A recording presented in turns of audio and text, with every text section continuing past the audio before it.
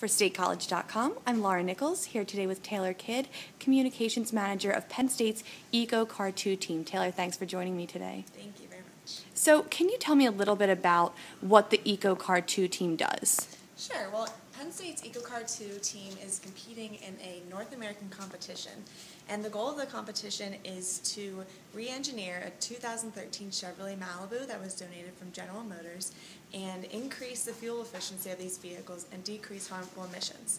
So Penn State's participating in this program, and we decided to build a series plug-in hybrid vehicle. So, is this the car we're standing in front of now? Right, this is the vehicle. We were donated a stock Chevrolet Malibu, and we're turning it into a hybrid this year. So we've begun the disassembly process a little bit, and we're getting ready to machine all the parts that we designed last year in year one of the competition and getting ready to actually integrate them into the vehicle. Wow, so how long does that process take? Well, we were donated this vehicle in May, and we're actually expected to have a fully running functional hybrid by the end of this year, by May, for our competition in San Diego. And we already have the batteries. We just need to actually start assembling the enclosure for the batteries to actually start integrating them into the car.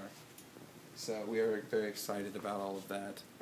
So, when this is all done, will it be a 2-seater or a 4-seater? It will still hold 5 people. Oh, wow. It is supposed to be a consumer acceptable vehicle. So this year is all about making sure that our car runs and can move on its own power. And then year 3, which is next year, is all about refining and making it consumer acceptable.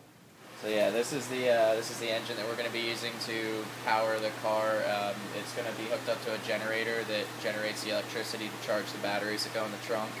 So right now we have it hooked up to the dyno. We're converting it to run on E85 instead of regular gas. So right now we're in the process of doing all the calibrations and the fine-tuning to make sure that it works on E85. And then we have another engine that will be put together and put in the car while this one's still being tested and fine-tuned. Taylor, how are you judged on the vehicle?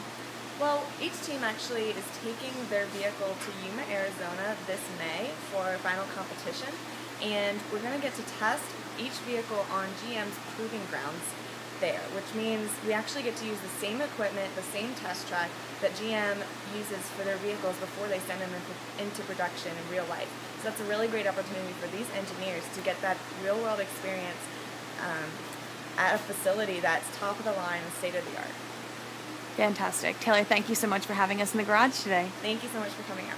And for StateCollege.com, I'm Laura Nichols.